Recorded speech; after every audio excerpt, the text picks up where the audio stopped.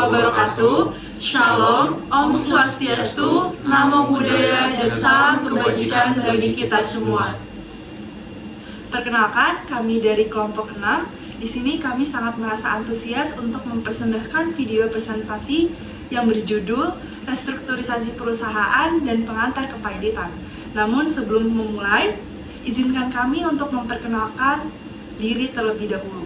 Bisa dimulai dari saya Alfian Arif Afandi. Saya Anissa Hoirina. Saya Nadia Nindita Putri. Saya Bilariel Kumenika.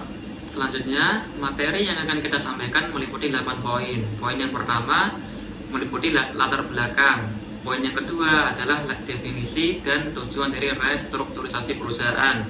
Poin ketiga tentang definisi merger, bentuk-bentuk merger, dan contoh perusahaan yang melakukan merger. Kemudian poin yang keempat meliputi definisi dari akuisisi dan juga bentuk-bentuk dari akuisisi. Poin yang kelima meliputi dasar hukum daripada merger dan juga akuisisi. Poin yang keenam meliputi konsolidasi. Poin yang ketujuh meliputi pengantar tentang kepailitan. Dan poin terakhir, poin ke-8, yaitu tentang kesimpulan. Baik, selanjutnya bisa disimak materi mengenai latar belakang restrukturisasi perusahaan dan pengantar kepailitan. Perusahaan memiliki peran dalam menjalankan kegiatan ekonomi, terutama dalam menjalankan kegiatan usahanya. Perusahaan tentu melakukan berbagai cara untuk mengembangkan usahanya. Salah satunya dengan melakukan restrukturisasi perusahaan. Restrukturisasi perusahaan yaitu penataan terhadap nilai seluruh mata rantai bisnis perusahaan untuk tercipta daya saing, kinerja yang bagus, dan terbebas dari masalah finansial. Restrukturisasi perusahaan dapat dilakukan dengan 3 perbuatan hukum, yaitu merger, akuisisi, dan konsolidasi. Ketika restrukturisasi perusahaan tidak menyelesaikan masalah, langkah terakhir yaitu pengantar kepailitan. Pengantar kepailitan yaitu memberi kesempatan kepada perusahaan yang kesulitan finansial untuk melakukan reorganisasi agar dapat keluar dari kebangkrutan serta melanjutkan operasional mereka. Tujuan dari restrukturisasi perusahaan untuk memperbaiki dan memaksimalkan kinerja perusahaan, sehingga perusahaan dapat terus berkembang atau dapat beradaptasi dengan kondisi yang dihadapi di dalam era persaingan yang semakin ketat. Bentuk yang pertama dari restrukturisasi perusahaan yaitu adalah merger. Secara bahasa, merger yaitu adalah penggabungan perusahaan. Merger adalah penggabungan proses meleburnya suatu perusahaan ke dalam suatu perusahaan yang memang lebih penting, sehingga perusahaan yang meleburkan diri menjadi bubar. Selanjutnya, ada bentuk-bentuk dari merger. Yang pertama adalah merger horizontal, di mana di dalam merger horizontal ini ada penggabungan 2 perusahaan atau lebih yang memiliki kesamaan bisnis. Kemudian yang kedua adalah merger vertikal. Merger vertikal yaitu penggabungan 2 perusahaan atau lebih yang masih memiliki satu ikatan rantai produksi. Jenis atau bentuk merger yang ketiga meliputi merger kongenerik, yaitu penggabungan 2 jenis usaha atau lebih yang dia memiliki satu keterkaitan tetapi bukan terkait produk ataupun lini bisnis yang sama. Kemudian bentuk merger yang keempat adalah merger konglomerat yang itu bertujuan untuk suatu proses diversifikasi. Apabila satu segmen dari perusahaan itu mengalami kerugian, dapat ditutupi oleh segmen lain dari perusahaan. Selanjutnya ada beberapa contoh perusahaan yang melakukan merger di Indonesia. Yang pertama itu adalah Goto. Itu merupakan suatu penggabungan perusahaan antara Gojek dan juga Tokopedia. Kemudian yang kedua ada contoh lagi yaitu BSI, Bank Syariah Indonesia, yang meliputi penggabungan antara BRI Syariah, BNI Syariah, dan Bank Mandiri Syariah. Kemudian contoh merger yang ketiga adalah Indosat, Oirodo, Good Kitchen ya, yang merupakan suatu penggabungan perusahaan antara PT Indosat dengan PT Tri Indonesia. Baik, selanjutnya di sini saya akan menjelaskan materi mengenai akuisisi. Akuisisi perusahaan disebut dengan istilah pengambil alihan perusahaan. Yang dimaksud dengan pengambil alih perusahaan yaitu mengambil kepentingan pengontrol terhadap suatu perusahaan yang dilakukan biasanya dengan mengambil alih mayoritas saham ataupun aset-aset dari perusahaan tersebut. Suatu tindakan akuisisi dapat dilukiskan pada diagram di bawah ini, yang dimana perusahaan A sebagai perusahaan pengakuisisi dan perusahaan B sebagai perusahaan target. Perusahaan A dan B akan tetap eksis setelah tindakan akuisisi terjadi. Di sini juga ada bentuk-bentuk akuisisi. Yang pertama, ada akuisisi horizontal, akuisisi vertikal, akuisisi kongenerik, akuisisi konglomerat, dan yang terakhir yaitu akuisisi eksternal. Tujuan dari penggabungan usaha melalui akuisisi dapat diharapkan memperoleh sinergi, yaitu nilai perusahaan yang setelah terjadinya akuisisi ini, nilai perusahaan akan menjadi lebih besar daripada nilai perusahaan sebelum terjadinya tindakan akuisisi terjadi. Manfaat dari terjadinya akuisisi ini adalah mendapatkannya peningkatan kemampuan dalam pemasaran, kemudian riset, skill manajerial, transfer teknologi, dan biaya penurunan produksi. Kemudian ada dasar hukum merger dan akuisisi. Terdapat 5 dasar hukum. Yang pertama diantaranya yaitu dasar hukum perseroan, yakni UU PT dan peraturan pelaksanaannya. Kemudian yang kedua yaitu dasar hukum kontraktual, yakni berupa kitab undang-undang hukum perdata tentang perikatan. Kemudian yang ketiga yaitu dasar hukum status perusahaan, yakni berupa ketentuan di bidang pasar modal, penanaman modal asing, dan badan urusan milik negara. Kemudian yang keempat yaitu dasar hukum tentang konsekuensi merger, yakni berupa perundang-undangan anti monopoli, perburuhan, pensiun, pertanahan, dan subrogasi. Kemudian yang terakhir yaitu dasar hukum pembinaan usaha, yakni berupa perundang-undangan di bidang perbankan, perdagangan, dan jasa. Selanjutnya adalah definisi dan dasar hukum terjadinya konsolidasi. Konsolidasi merupakan penggabungan usaha atau penyatuan antara 2 atau lebih perusahaan menjadi satu perusahaan baru dengan mengambil alih seluruh hak dan kewajiban dari setiap perusahaan. Konsolidasi digunakan untuk memperluas bisnis dan meningkatkan keuntungan perusahaan pengendali sebagai perusahaan pusat atau induk perusahaan. Konsolidasi tidak dapat dilaksanakan apabila tidak membuat persetujuan dari pihak-pihak tertentu. Kepentingan pihak-pihak tertentu tersebut merupakan syarat-syarat yang tidak boleh dilanggar dalam melakukan konsolidasi yang bisa dilihat pada Undang-Undang Nomor 40 Tahun 2007 tentang perseroan terbatas pasal 123 ayat 3 dan 4. Selanjutnya adalah definisi dan dasar hukum kepailitan.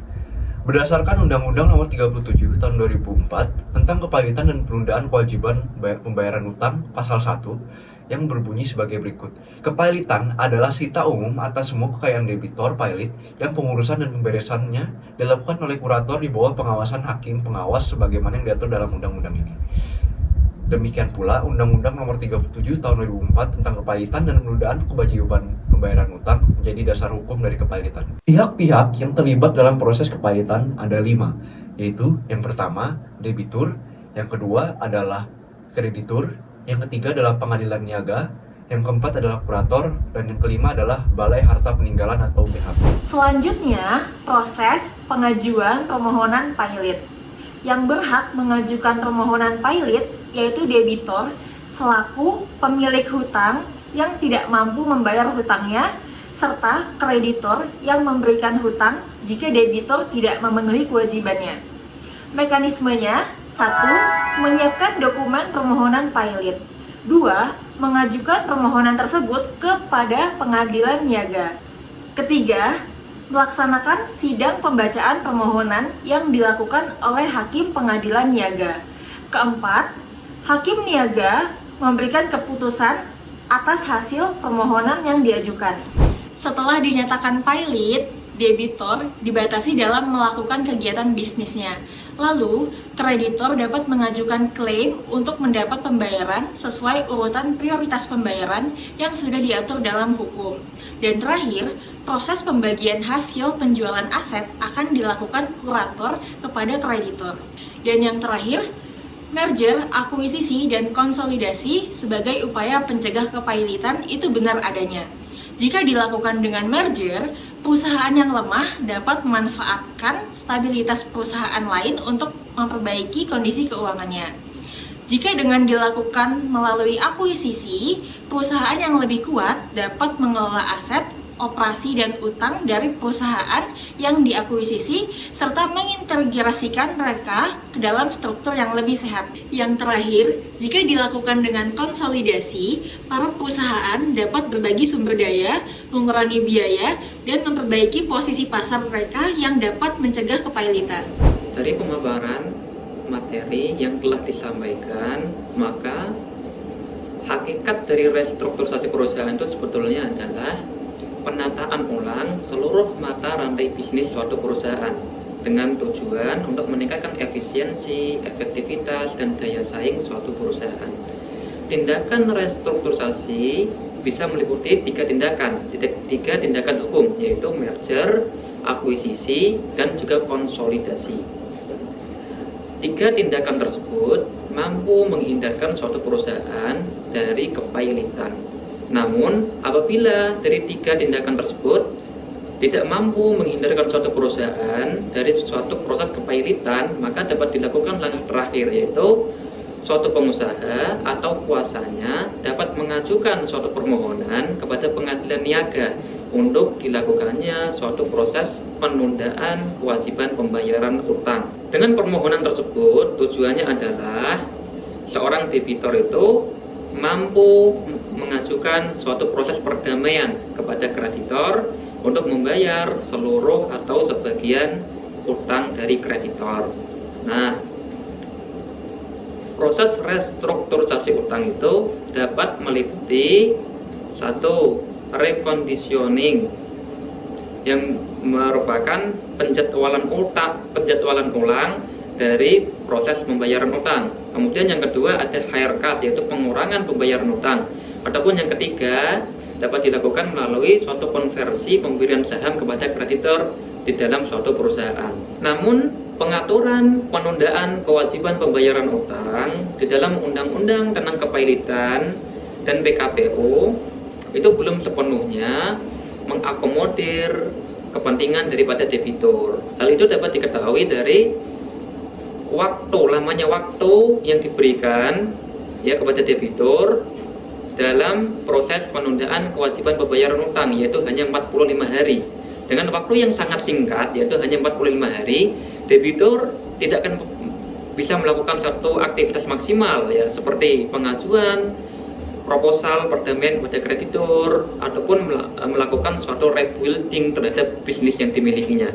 Nah, seharusnya di dalam undang-undang tentang PKPU ini harus diatur bagaimana kelonggaran waktu yang bisa didapatkan oleh debitur, supaya dengan itu debitur dapat melakukan suatu proses pengajuan perdamaian kepada kreditor. Yang kemudian yang kedua ada waktu bagi debitur untuk melakukan rebuilding, membangun kembali bisnis yang sebelumnya mengalami suatu penurunan di dalam pendapatan yang diperoleh. Sekian presentasi video dari kami. Semoga apa yang sudah dipaparkan dan dijelaskan bisa bermanfaat bagi teman-teman semua. Mohon maaf apabila terdapat salah kata maupun sikap yang kurang berkenan. Sekian dari kami.